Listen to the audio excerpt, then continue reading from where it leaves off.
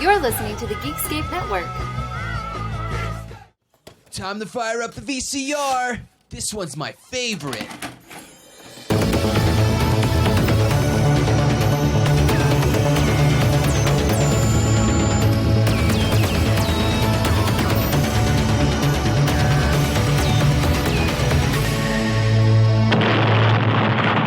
That was gold. Welcome to Analog Jones in the Temple of Film. I'm Steve. No, I'm Matt. And we're a VHS podcast that looks at the box art trailers and behind the scenes. And we're going on to number 2 in our Lethal Weapon franchise review. It's pretty obvious, but Matt, what do we watch? Lethal Weapon 2. No fancy titles here. No Part 2. No Chapter 2. Just Lethal Weapon 2 from 1989. Who is it? Police, open up. How do I know you're the police? After I shoot you through the door, you can examine the bullet. Open up. Mel Gibson, Danny Glover. Come on, let's go, Raj. No, we shouldn't go. Let's go. Come on, Raj. Don't be a killjoy. Come on, we're back. We're bad. You're black. I'm mad. Come on, man. Hey, listen. If we're going, shouldn't I have a gun? No. Now, get ready for something lethal. I'm surprised you haven't heard about me. You know, I got a bad reputation, and sometimes I just go nuts like now. Because the magic Gun! is back. Mark, out the window! You all right, man? Yeah, I'm okay. Where were you, man? You're my partner or what? Why didn't you follow me down? Yeah, why don't you follow him down? Shut up! I'm 7 floors up! Lethal Weapon 2. You go first. I'm really too old for this. You go first. I'll cover you. Eeny, meeny, miny. Good police work, officer. Come on. No. Back to my place. Hey, I'll even cook. You're lucky. I have to live with that. You're not gonna make it. I'm gonna make it. No, there's not enough room. You were right, you know. Yeah, there wasn't enough room. Lethal Weapon 2. This time, they're not taking any crap. Just get off me, man. I don't want anybody to see us like that. I feel like this is like a Donner thing. It's like, nah, just make it 2. Lethal Weapon 2. It's the same thing when he started with Superman. It's Superman 2, right? Mm-hmm. Just go. We're done. We don't need any fancy subtitles. Yeah, and then this is... the sequels are relatively still new, too, at this point. You know, they've only been around for about 15 years or so in terms of, the hugeness of sequels. Yeah, the 80s were the decade that changed it. Sequels became okay. Let's see how many we can get. Let's just go full access. Yeah, so simple titles. Lethal Weapon 2. This is 1989. My year, my birth year. So very excited to see that on screen for this one. Also, I love how they beat the running time of the first movie by 4 minutes, but this movie feels longer. That's not so much of as a jab at it or anything. I feel this movie runs fine and everything. I just feel like there's a lot more to put into it, or maybe a lot more characters. A lot going on in this movie. There's a lot. And it's the sequel effect, you know? Mm-hmm. It is more action, more of what you liked about the first one, bigger, badder, crazier. That's sort of the example that's been set with this one. Yeah, and then we added Joe Pesci. Yeah, and add a character. Why not? I do notice that Joe Pesci doesn't make the cover on this one. Now, I agree with that, but maybe put him on the back. I don't even see him on the back of this VHS. I thought that was interesting because I thought Joe Pesci's name was bigger at this point, but this is pre-Goodfellas and Casino, isn't it? And pre-Home Alone. Yeah, this is 1 year before Home Alone, 1 year before Goodfellas, 5 years before Casino. So yeah, he's a name. I would say he's third billed in the movie. He's a name, but yeah, maybe he hasn't been propelled to kind of the Goodfellas like superstardom yet. Oh, I guarantee you, if this was a year after Home Alone, he's on the back at least. Oh, well, we know by the time it gets to 3, he's on the cover of that one. Which is going to be fun to watch because I've never seen. So, but let's concentrate on 2. Richard Donner returns, but we have a different writer, correct? Yeah, we have a different writer. We got Jeffrey Boam. But we do have a story by Shane Black. So Shane Black's touch is still involved in this one. Yeah, I noticed Warren Murphy did the story too. I wonder what the story is behind that. Yeah, and I wonder if just Shane Black was too busy, or if he wasn't interested, or if he did write a script and they didn't really like it. I'm curious kind of what happened after this, because this is a little bit before Last Boy Scout, so not really sure. Yeah, I don't know either, but he was definitely busy. He was doing all kinds of script punch-ups. You know, I would love to have an entire list of every script he ever worked on, even the ones that didn't like get his lines onto the film. So he's done so many. Yeah, I think last time I checked Wikipedia, they had a few, but I guarantee you that's not all of them. No, because they probably don't want the union to get involved. Yeah, I don't think the stuff like Tarantino and even James Gunn, Kevin Williamson, all these guys that were kind of hot writers, I don't think it's ever really going to come out all the things they worked on. No, not until like they're about dead and to retire and just like, fuck it, I don't care. Or they're going to save it for a book. Right. Yeah, I bet that's when we get most of them. Yeah, until then we just won't know. But yeah, probably the guilds, they're still working, they're still trying to get jobs. They can't say all of them. Oh, good point. Yeah, that would affect their current money flow. So yeah, they won't do it until it's the memoirs. Yep. All right, so we get into this. Now we're going to play the same game, but I'm not going to give you the movies that were coming out at the same time because I forgot to pull it up. Well, we know it's Batman and stuff like that. Well, definitely Batman, yeah. The first one came out in March. This one came out in July. They're not messing around with this one, okay? We're not doing March where it's cold still in some parts of the country. You know, Chicago's still getting snow in March. No one wants to go outside. Same thing with New York. It's shit. This one, July. Everyone in the entire country can go out and see Lethal Weapon 2, the extremely hot sequel. A lot of pressure on these writers, these directors, these producers. I did notice that Joel Silver did come back for this one. I don't know if he influenced the movie as much, but when you watch what's put on screen, I think he had to. A lot more booms in this one. Yeah, I mean, it is a lot of the same team. You've got the same editor and Stuart Baird. You've got, I think, the same DP with Stephen Goldblatt. We've got Eric Clapton still comes back with Michael Kamen to do the score. Shane Black does the story, at least, for it. Like, we got a lot of the same people back for this one. A lot. Same production company, Silver Pictures. So a lot of people connected to this one. So it does feel like a continuation of the first one. I love it when sequels can do that. I don't like it when they change too much. Yeah. And I feel like this one, I watched them back to back, no problems. I didn't notice any glaring differences in the characters from appearance to even how they act. Now this one, they're definitely goofier. Yeah, this one's definitely playing up the comedy more. It's as if they kind of got the note after the first one that people liked the funny parts of the first one. But like we mentioned in the first podcast, it's not that funny of a movie. It's got funny parts, but it's not like a comedy. This one is now we're starting to dance into action comedy territory. And I wonder if it's just like that was something audiences responded to. However, I agree with you. It doesn't feel weird. They just kind of turned it up a little bit, but it doesn't feel misplaced or misguided or anything like that. No, and now that we started talking about it, I think this was during Shane Black's drinking problem. Maybe that's why he didn't come back. Yeah, I think this is when he was struggling with substance abuse, and I think he wrote the story for this and someone else did the script. Like he was burnt out at this point. The first script was bought in 85, 86, and by 89, that's what Hollywood can do to you. You're already burnt out.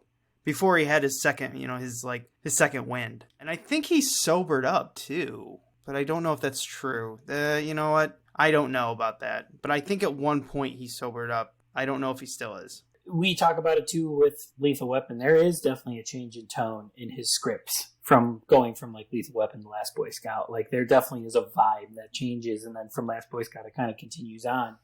I think, the first Lethal Weapon is much darker. I do feel like there is still the Shane Black touch in this, though. You feel it. I think it's there. Not so much in the dialogue because he didn't write the screenplay necessarily, but there is a vibe that's there that I feel like still has his stamp for sure. Yeah, this one definitely. Now, Shane Black's stamp on the characters definitely fades in 3 and 4. I've never seen 3, but that's what I've heard from people. 4 is a completely different series. That's when all the old guys are coming back for their last hurrah.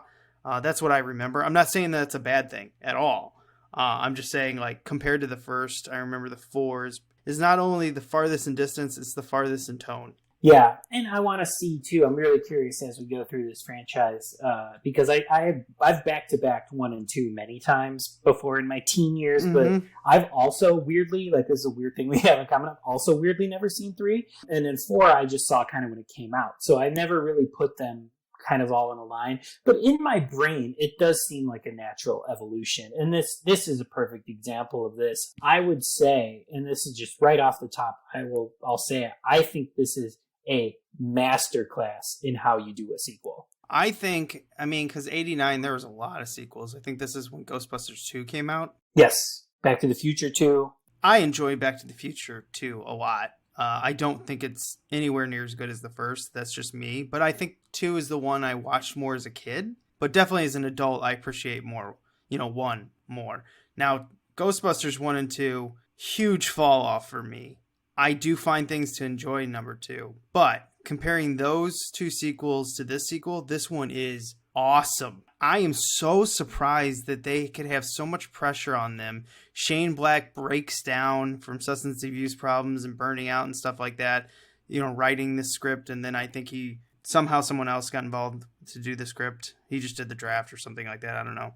I'm sure you could find it online. I'm just going off my thoughts of what I remember reading about it a while back. I'm just really impressed with this sequel. And I'm also really impressed that you got away with the goofiness and you got away with a really over-the-top villain gang that sometimes I don't even understand what they are. So I'm impressed. In lesser hands, I feel like this villain plot would get pretty convoluted, but I don't feel that in this movie. It has this breezy quality about it where everything is just so watchable and it's easy to follow, even though, yeah, like I said, in lesser hands, this would be so convoluted, but they just do it in a way that's just so matter of fact that, like, as crazy and as weird as it gets with the South African Germans, I'm in it. I buy it. I'm totally for it. And yeah, I just think this one is a sequel that, in my brain, is as good as the original in different ways.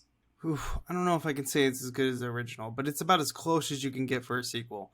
It's not T2 where I think it surpasses the original. It's neck and neck. It's just that it's the natural progression. This is where a sequel to this movie should and needs to go. And it does it. It does exactly what you want a sequel to be, what a sequel needs to be, and what it needs to be to continue the franchise as well. Okay, let's get back to the game. I didn't forget, folks. So the first one made 120-something million. Can you guess, what did the second one make worldwide box office? My guess. Now, I'm going to give you can get within 10 million. Well, my guess, here's my reasoning. My guess would be, because we got a part 3, that it would be more. However, I'm thinking, just because it's 1989, Batman's out, Back to the Future, all that stuff, I'm going to guess the exact same, 120. Incorrect. We have $227 million. Well, shit, that's about double.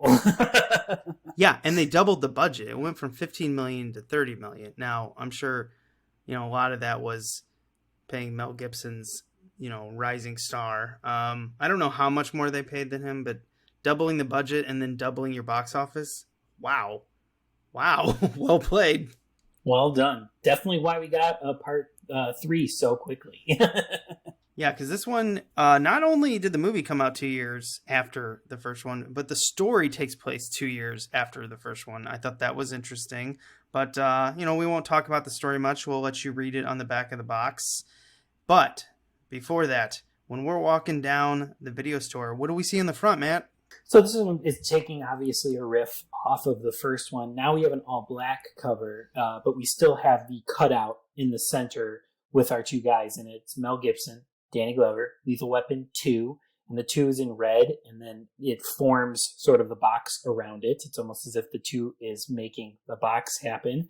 And then we get Mel Gibson, this time with the gun. He's looking directly at the camera. So is Danny Glover. Danny Glover's kind of over his shoulder again.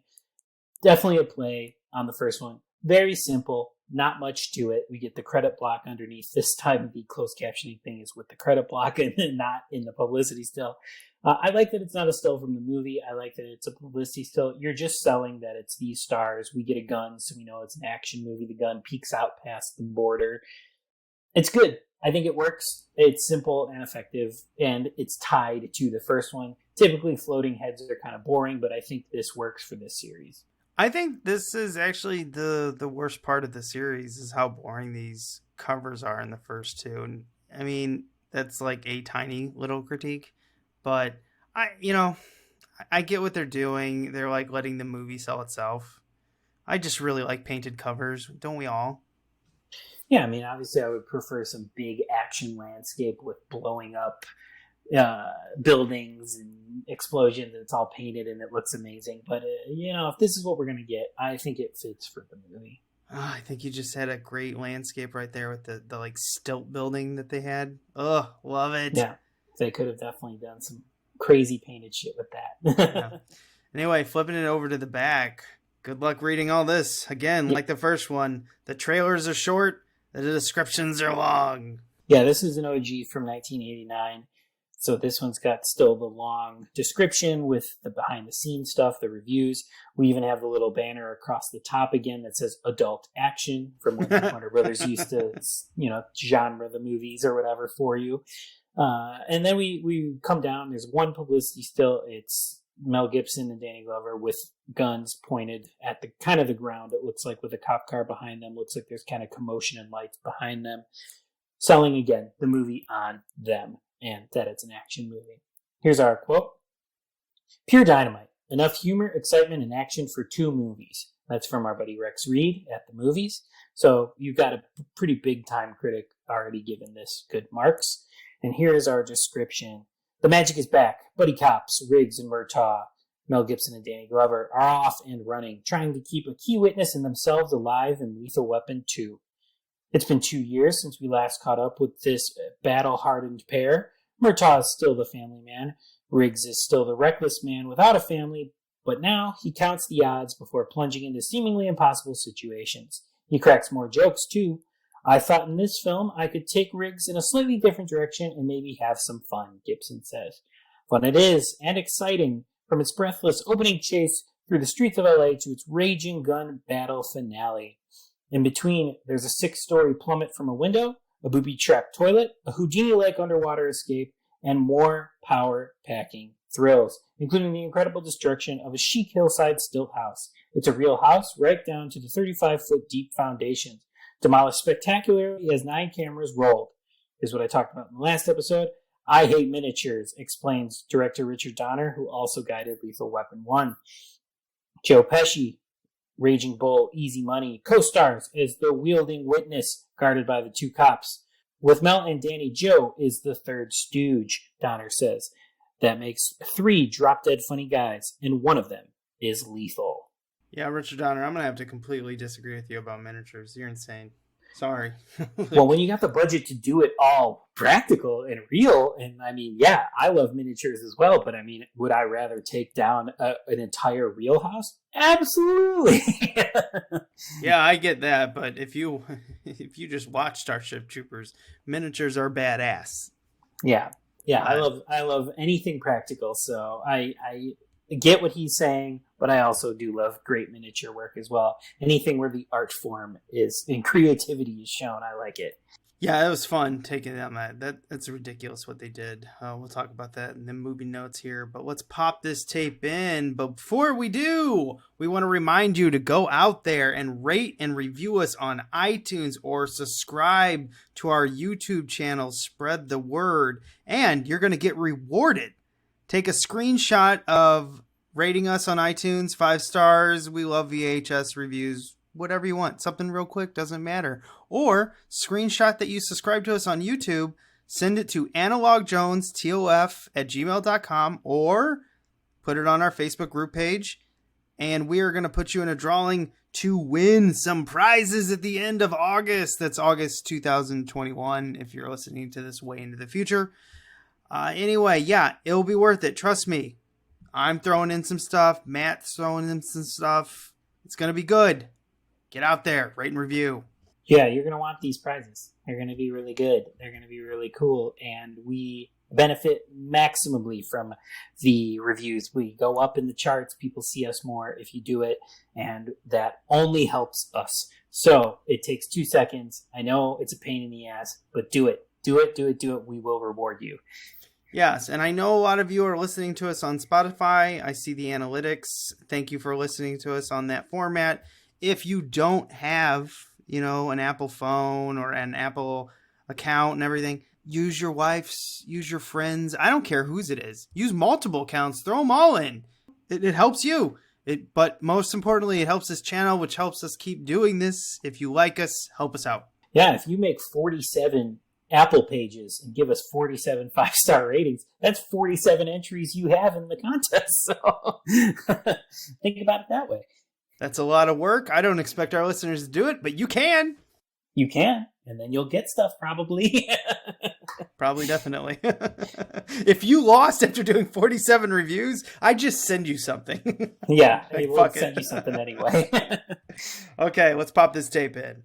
Now available on video and DVD. Okay, we had one trailer. Actually, no, it was just a promo. Matt, what's the promo? We get the Warner Brothers Buy a Hat, Looney Tunes, Bugs Bunny, and Daffy Duck promo from the 80s. Let's see if you're really ready to watch this movie. Okay, popcorn? Check. Soft drink? Check. Warner Brothers ball cap? Aha! You can't watch a Warner Brothers movie without a Warner Brothers ball cap. Listen, Doc, what if they ordered a Warner Brothers ball cap so they had it next time? Well, here's all you have to do, folks. Just send for this. A new Warner Brothers catalog. Use it to order your Warner Brothers ball cap. And while you're at it, you can order stuff like t-shirts, posters, movie books, ties.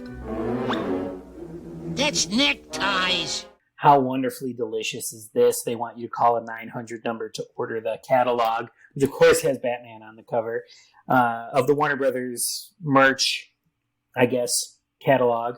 You call the 900 number, get it, get the hat. Daffy really wants you to wear the hat. Check, make sure you've got your popcorn, your pop, and your hat to watch the movie. Yep. I think he says soda, because only you weirdos say pop. That's right, sorry. From Chicago. It's a habit. Well, I know. I love the battle between soda and pop. Yeah, it's just been pop all my life, and all you weirdos all moved here and made me think otherwise about it.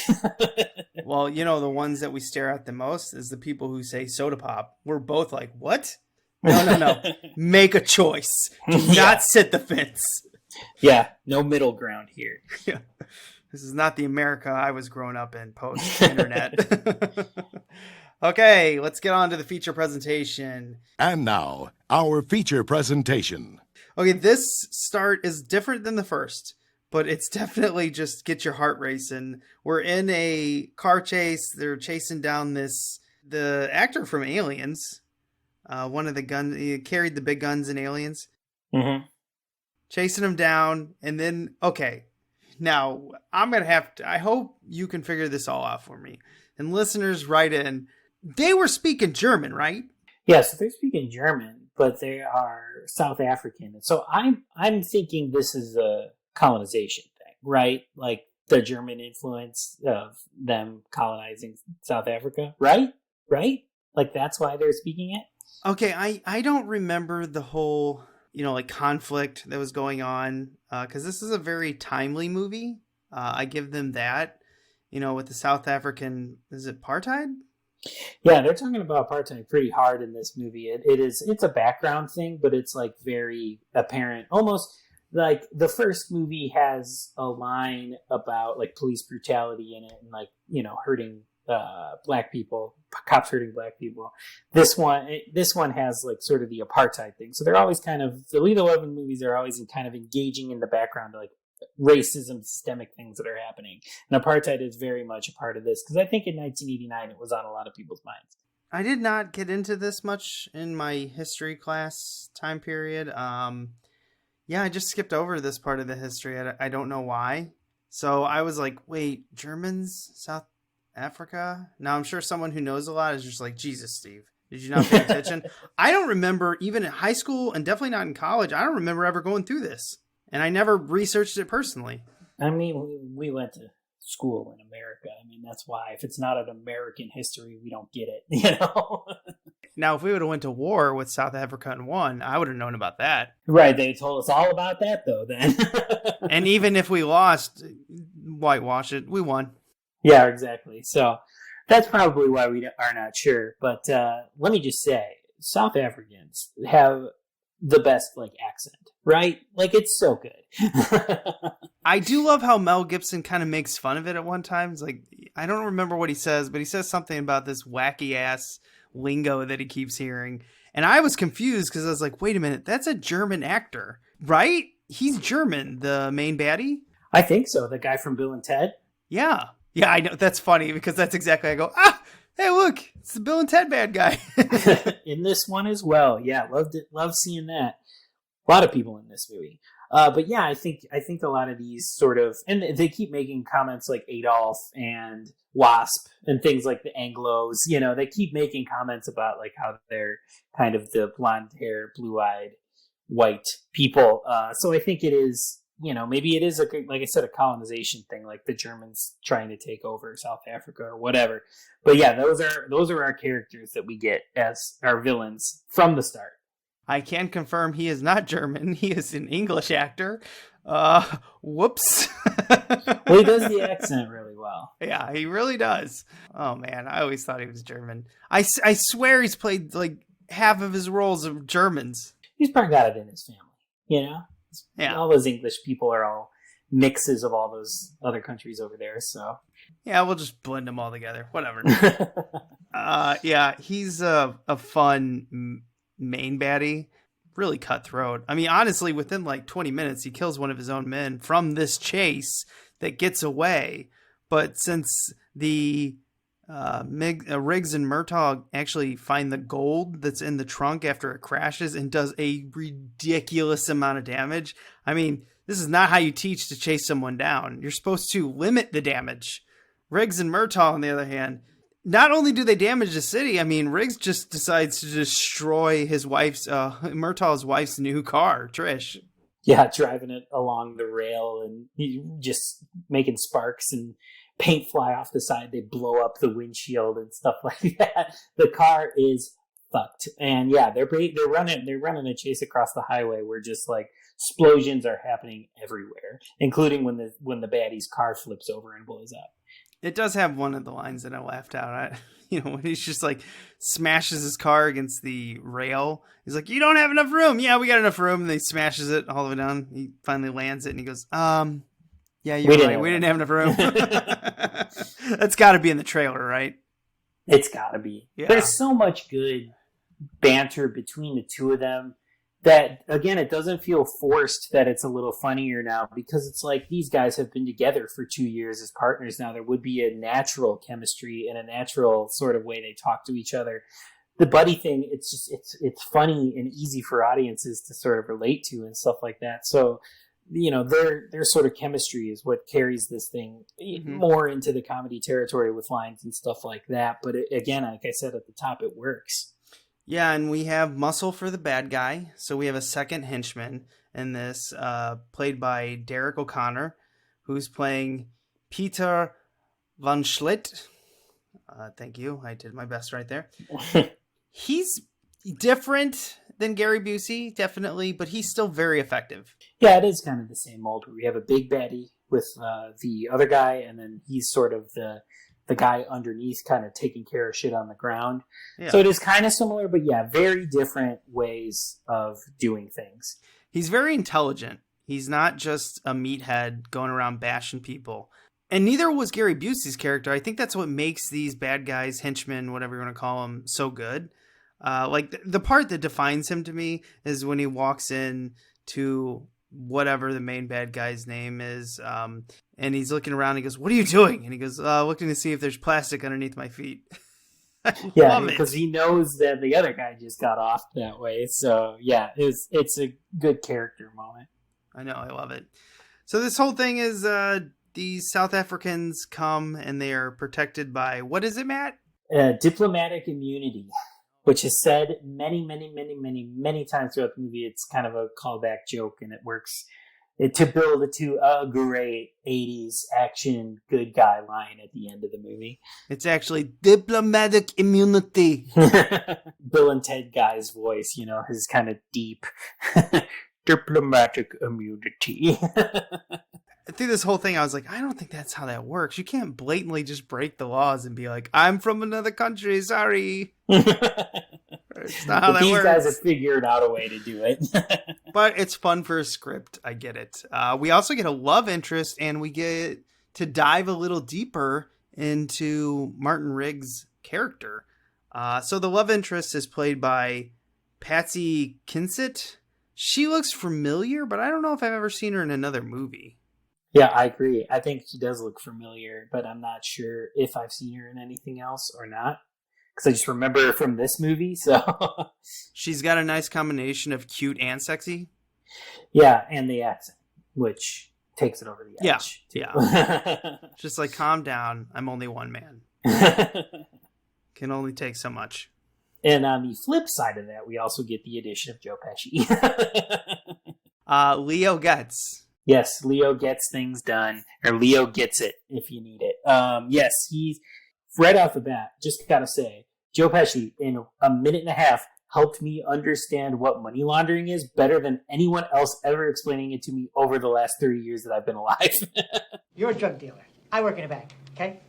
Okay. Now you have money that you have to have laundered. What do you do? I bring it to you. He does. Me? I don't understand. Why me? Who am I? Okay. I'll tell you. You're a courier. You work for him. I'm the drug dealer. Right. Don't you have plates? Here, come on. What is this? Come on, guys. Okay. I deposit the cash into the account of a dummy finance company. Now, then I issue you a cashier's check in his name, minus a small commission for myself. Okay? The spring goes in the other way. Like Brady? How much? 2% standard. Now. Not bad, Leo. Pretty prosperous, huh? Okay. So, you give it back to me as collateral on a loan that I make to you. But you don't pay back the loan. You keep the money. Yeah, how's that work? How's what? That's it. Don't you get it? It's your money. You don't pay it back. It's yours. Yeah. And it's cleaned. It is now laundered. Man, if you had to play a drinking game of when they say diplomatic immunity and when Leo goes, okay, you'd be destroyed. You couldn't make it halfway during this film. Halfway through this film, you'd be dead. In any other movie with any other actor, that would be so annoying, but it's so fucking charming and works so well here in this movie. I personally, I love this character. I don't think we needed him for the rest of the series. It was kind of nice to just have him here, and I know he continues as we go on, but like for just this singular movie, I just think he's a great addition to the team here. I mean, if you just would have had him for the rest of the series, just as, you know, occasionally coming in as a third wheel and everything, fine, because he's so much different than Riggs and Murtaugh. But yeah, I don't know. I don't remember. I haven't watched the fourth one in a long time, and never with the third one. We're going to see if he gets annoying. Does he get stale? But he doesn't in this movie, though, which I think is great. No. I think he's just such a fantastic ad. And the fact that another sort of like Christmas was a background thing we dealt with in the first one. We hadn't really have like the Three Stooges has now really been played up and is now a kind of a background thing for this movie. And like the back of the box mentions, Joe Pesci is sort of the third stooge now added to the clan. Yeah, there is a couple other things in this movie that like grows in this franchise. One, we have Murtaugh getting construction on his house. Yes, that is back again after his house has been destroyed in the first one. Now he's adding an addition to the top of the house. and the whole point of that construction worker, which that character actor has been in a ton. He does a fantastic job. Yeah. Steve Calhan, whatever. Look it up. Google. He's in everything. No, wait, that's not him. That's the captain. Shit. We didn't even talk about it in the first movie, but I love that the captain looks exactly like Richard Donner at the time. That's because they have relation. They're like cousins. Yeah, they look exactly alike, and I just think it's so funny that he cast him as the captain in this franchise. Oh yeah, I mean it's a reflection of him trying to control them as the director. I guarantee you. It's such a kind of weird, funny meta thing that's in this series. Oh, I can't remember the character name who plays a construction worker, but he has the great line. I don't think we mentioned the daughter in the first review, but the daughter's back here. She's in a commercial. Tracy Wolf, I think the actress's name is, and she's in a condom commercial. But what's great about this is it really shows what Murtaugh is worried about, because he's so conservative. He's just like, oh my God, cops are never going to stop. I'm going to have rubbers everywhere. Constantly. And of course he does. They Yeah. give him a bouquet of them. But that construction worker comes in and goes, oh, I thought the commercial was great. Makes me want to go buy rubbers now. And then Joe Pesci does the same line. And it should be dumb, but it just builds. It gets funnier. It's really well done. Yeah, it's well done in this movie. It's very funny. Oh, I love it. And I love like how his wife and him get tied up by these South Africans. And they're like freaked out. And I'm like, oh my gosh. I mean, this is the kind of thing your wife would be like, you got to retire. This is intense. Our daughter's been kidnapped 2 years ago, and now we're getting tied up in our bed. Yeah, we're getting our mouths duct taped. Yeah. But then like 5 minutes later in the script, when the captain's taking them off the case, and they're like, this is how they meet Joe Pesci's character, by the way, is they're like, listen, just go watch a witness, make sure he doesn't get hurt. And Murtaugh literally goes, no, I can't do this. And he goes, well, I'm taking you off the case because, you know, people just broke into your house and duct taped you and your wife. And he goes, I can take that, but I can't take this. And I'm like, he just skips right over that traumatic experience. And that's how goofy this movie is. At the same time that Riggs is smoking in his captain's office, throws him, and he goes, hey, what's that sign saying? He goes, no smoking. And he goes, but I don't give a fuck. And then throws the sign back to him. And I'm like, holy shits. It's growing and developing with these characters. Again, why I think this is such a masterclass in the sequel. Because, yeah, it's like, this is what it would be like 2 years later with these guys. It's how they would talk to each other. It's how they would talk to their captain. And, yeah, Danny Glover went from kind of not being into the stuff on the street, and then now he's almost kind of addicted to it like Riggs is. And then, of course, we get a Dean Norris appearance. Yeah, of course, he's one of the cops. Just a young, hair-having... sort of Dean Norris. Yeah, he's losing it. There's definitely. Yeah, he's starting. He's going from late 20s to mid 40s real quick. And we also get Jeanette Goldstein is also one of the cops too. So 2 aliens people making an appearance in this one. Probably just because of the time period. All these actors were in everything this time. Well, I think they were talented, but they just weren't good enough to get like the lead yet. Dean Norris obviously would change with that. I don't know if Jeanette Goldstein ever got like a real good meaty role. Near Dark probably would be the best one.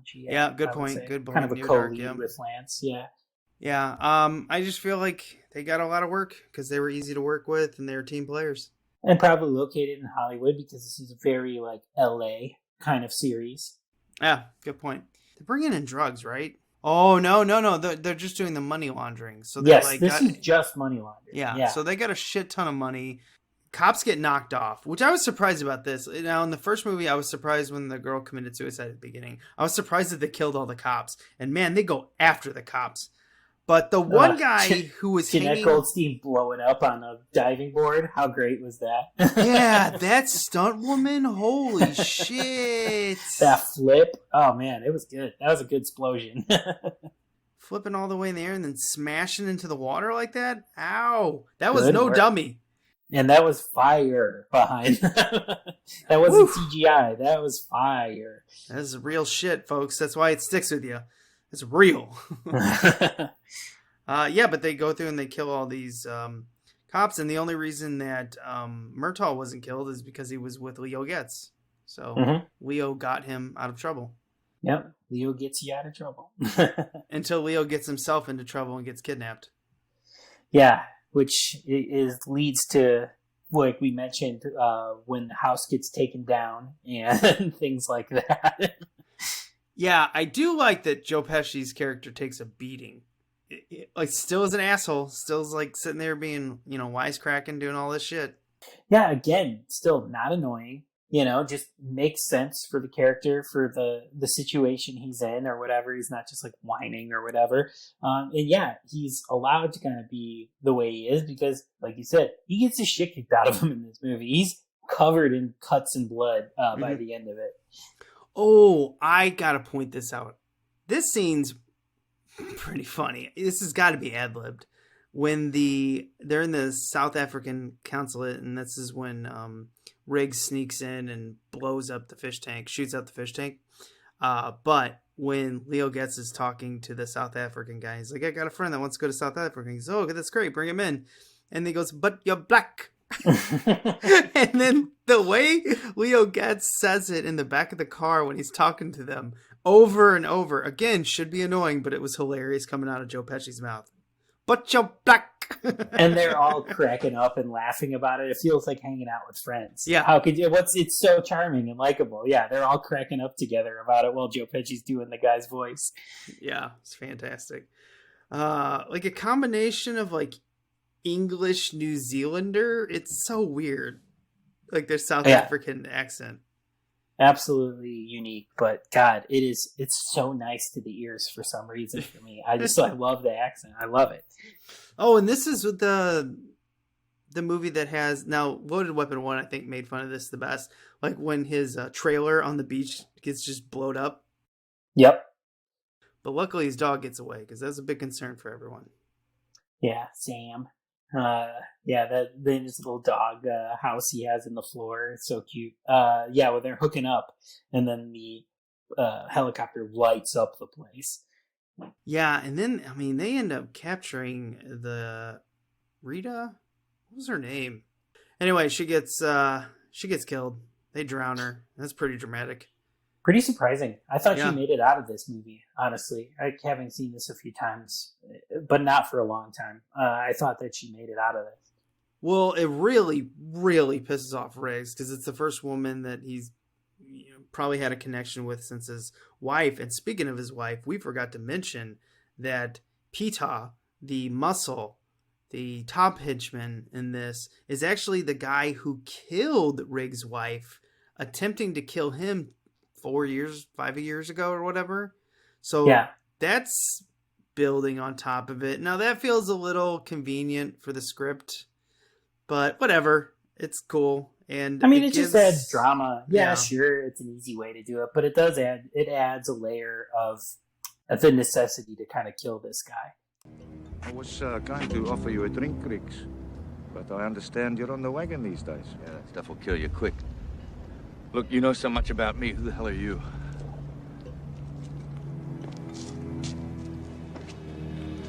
I'm the guy that changed the course of your life, man. 4 years ago, Riggs, when you was a narc down at Long Beach, you were getting too close to us, so we put a contract out on you. I handled it myself. Drove your car right off the fucking road, remember? No, of course you weren't driving, were you? You can't imagine the surprise. I pulled back this matted mop of blood-soaked hair to see this woman's face. Your wife, right? She didn't die straight away. Took a bit of time.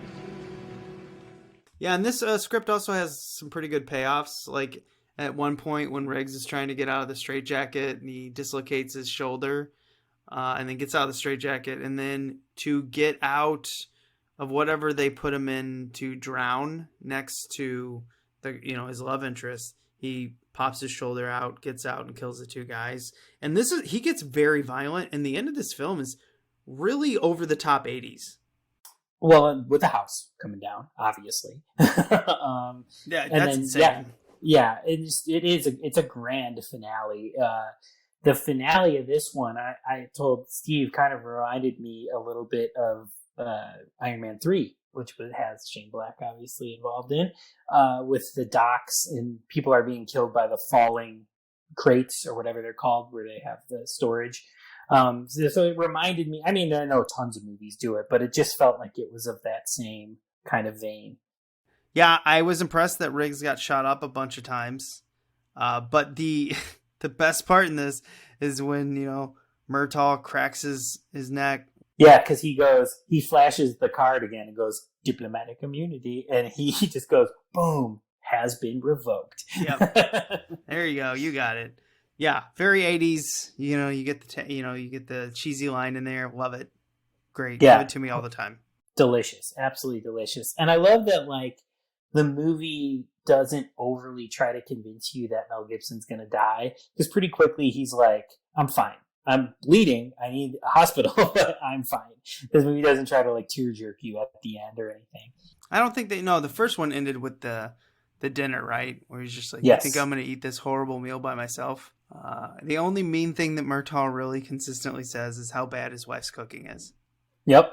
It is a recurring thing in both of these movies. Yep. But at the end of this one, this is the one where I think Mel Gibson is starting to swear off smoking, though, because he says those things will kill you as he's, like, covered in blood and shot up at the end of the movie. Yeah, it's funny that because this is in '89, so I wonder if that was their choice or if they were getting pressure. I don't know. I feel like people didn't start doing that until, like, the mid-'90s, like, with their characters in movies. Even then, it still wasn't. I mean, really, it didn't happen until, like, the 2000s that like, smoking got eliminated from movies or whatever. But this is kind of like you said, the beginning of that. Well, and some directors absolutely refuse. James Cameron and Quentin Tarantino, they're like, no, I'll do whatever I want. And you know what? Good for them. It's a story. Whatever works with the story. I don't think smoking should be censored in movies. I think that's absolutely fucking stupid. And I am not a smoker. I don't want to smoke cigarettes. I don't like them. But in movies, why are we censoring smoking? We've got bigger fish to fry here. Well, if you want people to force smoking into their script, try to tell a creative person they can't use it. It's immediately going to be like, okay, I'm putting that in. Exactly. Yeah. It's like, what are you doing? Just let it naturally go away. The censorship police, the MPAA, those dirty bastards. They're ruining our Jason movies. Yep. It took away gore from the 90s, basically. Jerks. Okay, so this is kind of obvious, but do we recommend this film? Wholeheartedly. If you see this, pick it up. Also, the VHS looks pretty good for this one. It's a lot cleaner than the last one. Technology had advanced over the last 2 years, obviously. I recommend this one wholly. I said at the beginning, I'll say it again. It's a masterclass in how you do a sequel. Yeah, Warner Brothers got their shit together and gave us a good VHS. Yeah, it looks crispy. It looks good. Yeah, definitely recommend it. There's nothing really bad in this film. I did notice that Riggs and Murtaugh are really mean to Joe Pesci's character at the beginning, but then again, he's a criminal, whatever. It is funny. It was. I did like the Three Stooges kind of riffed with those three, and shockingly, he didn't get annoying. I fully recommend this. I think this is one of the better action sequels of the 80s and 90s. Yep, I agree. 100%. I think it stacks up with the original. It may not be classically as good as the original, but just as watchable as the original. All right, let's play a commercial for our Geekscape Blood Drive. Hi, Geekscapists. The Geekscape Podfather Jonathan here. In May, we lost one of our own, longtime Geekscapist Christopher Ellis, who was a friend and a part of our geek community from the very beginning. Chris even met his wife Sarah through our podcast, and their 2015 wedding seemed like a giant Geekscape party. Chris's final weeks battling in the hospital shed light on a huge national problem. The COVID pandemic has almost completely depleted our national and local blood banks. These supplies are used by thousands of hospitals to provide life-saving treatments to patients or to buy enough time for loved ones just to say goodbye. So for the next month and beyond, we're going to do it big in Chris's memory and do some good in the process. We're throwing a blood drive. Visit www.aabb.org to find a donation center near you, or visit other blood and platelet donation centers like the Red Cross. And let's make things interesting. For the next month, take a selfie of yourself donating with the hashtag GeekscapeGives and tag your favorite Geekscape podcast. We'll pick some charitable Geekscapists to send prizes to, and the podcast that gets mentioned the most will also get some cool rewards. I should actually cancel the podcast that gets mentioned the least. Can I do that? Whatever. The point is, go out there and donate some blood, tag a selfie of yourself doing it with the hashtag GeekscapeGives, and get others to do the same. We couldn't save our friend Chris, but we can do a whole lot of good in his name. Geekscape forever!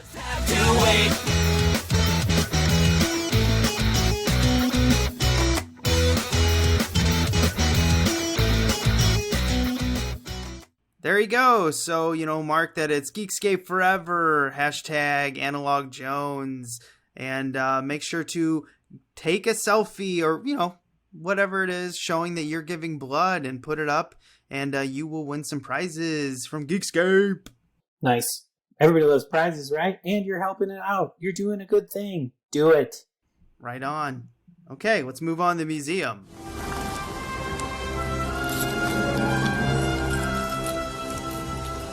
This is the second time I've had to reclaim my property from you.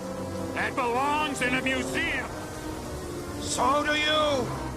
This is the part of the show where we go out in the film jungle like Indy and bring something back.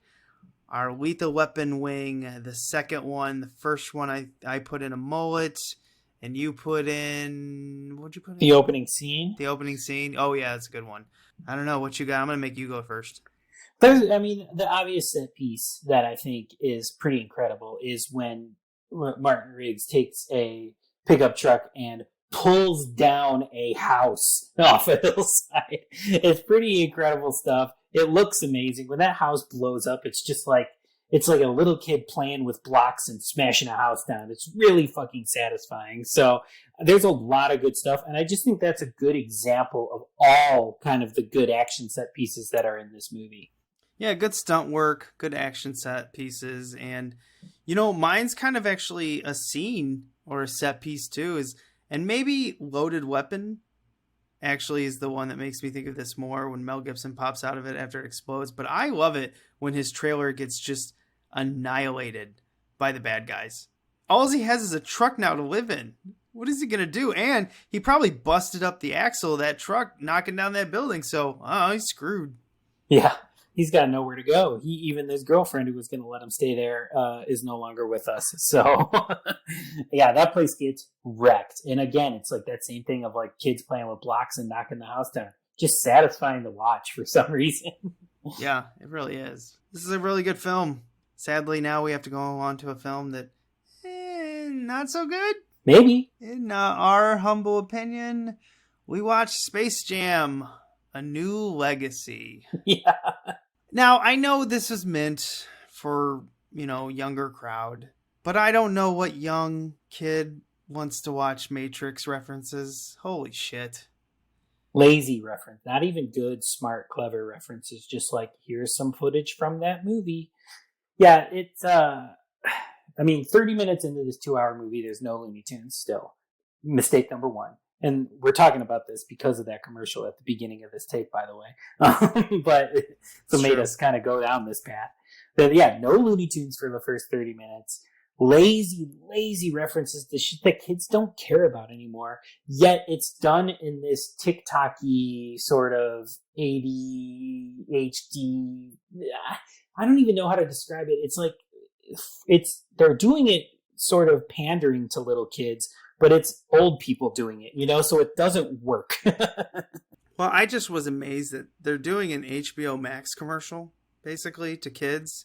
Hey, look at all the stuff we got, kids. Don't forget. And the parents also see it and be like, oh, okay, I can sit my kid in front of the TV and you've got, all the DC characters and all these older movies. I get the other DC characters and stuff like that, but some of the older movie references, clearly you're playing to like the adults who have had children and remember these movies. Even the Harry Potter references are getting old. And I know that's super popular, so I understand it, but I don't know. And you know what? Even past all the cheesy appearances, that's fine if you can blend it into the movie well. But you're right. The Looney Tunes take forever to get into this. And when they are put into this, they are rushed. It's just like, okay, we got this one. Okay, let's go. The Granny's in the Matrix scene. Cool, whatever. We've got like Sylvester and Mad Max, which is another like rated R film. And I know kids watch everything nowadays because of the internet, but it just felt odd. And then on top of all of this, the overarching tone of this movie is shitty and mean. Like where you're just a dick to your kid. Yeah. And also LeBron James cannot carry a movie.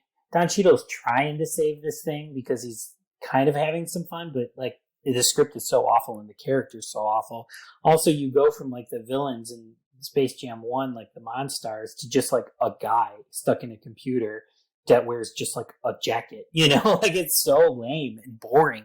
There was no buildup of the enemies being bad. It's just like, oh, right before the game, they introduce the villains. Like, you have no chance to learn to hate them. Yeah, nothing tracks here. Nothing adds up. It feels like there was, 50 script writers on this thing. The whole villain of the movie is an algorithm, and I really think the algorithm that Warner Brothers plugged in is what's working against them here. And also, Warner Brothers has always been sort of the best at the meta stuff and the references from all the way from Looney Tunes up to the Lego movies. Like, they are the best at putting all the characters in their thing together, humorously or whatever. Animaniacs comes to mind too. Like, all of those, Warner Brothers is the best at this, and they just drop the ball entirely here. Yeah, this is really bad. I think this is going to be up for one of the worst films of the year. Yeah, I think so too. I mean, is it just that it's not for us, or is it just that it's bad? I don't know, but it really very much is not for me. So there was a guy at work, and we were talking about it, and I asked him, I was like, oh yeah, did your kids watch it? And he goes, yeah, they turned it off. They didn't like it. And I'm like, that pretty much says, I know it's just, a couple kids out of the entire world of kids, and I'm sure there's kids out there who enjoyed it, but I don't know. I feel like this is not doing well. Yeah, it's like, I read the things that are like, it had a big opening box office weekend, but then it fell 65% by the next weekend. Is HBO Max streaming to blame for the movie's downfall? And I'm like, no. You made a shitty movie, and word of mouth is that the movie's shitty. Nobody wants to see it. Everybody who wanted to see it saw it opening weekend. It ain't going to do much better. Streaming ain't killing this movie. This script is killing this movie. And I can guarantee you, making a villain that is an algorithm as your main baddie is not going to work. And on top of that, introducing the characters that we really care about, the Monstars in a way, the team that they are playing, you give 5 minutes of build up and say go. You spent so much time with Don Cheadle, and I understand he's the actor that's carrying this movie, but I doubt kids are like, I hate you, algorithm. They don't give a shit. They just want to watch the game. They're like, where are the colors? Where's the epic stuff? Where are the set pieces? None to be found. It's hard to believe I'm going to say this, but the first Space Jam is far superior. And not many people say that about Space Jam. Until now, where all the kids are, like, oh, I loved it as a kid. But honestly, Space Jam was always trash. And I think the last time I checked, because I was very curious, like the first Space Jam got like a 40% from critics and higher from fans. I think this one is getting down in the 20s from both. Yeah, I mean, we did Space Jam, and we loved it, so... Yeah, I mean, I don't care that Michael Jordan can't really act. He was fun and likable. Yeah, he's a personality. LeBron James, I just don't care about. Yeah, Jordan has this likability instantly when you see him, whereas LeBron seems just like a cocky asshole. Yeah, fair enough. All right, that'll end it this week. Until next week when we take a look at the Lethal Weapon movie, Lethal Weapon 3, that neither of us has seen. That should be fun to unpack all that. What's your level of excitement to finally watch Lethal Weapon 3? Pretty high, because I'm coming off of these two, which I really liked both of again. And I've seen two a lot less than I've seen one. And I still really like both of them back to back. So I'm excited to just keep going. And I remember, and I'm the same as you two for 4. I haven't seen that probably since I was a teenager, but I also remember really liking 4 as well. So I'm excited to kind of fill in that gap and then also see, 15 years later how I feel about 4. So I'm excited to plow through the rest of this series. Yeah, so am I. So remember to be kind. And rewind.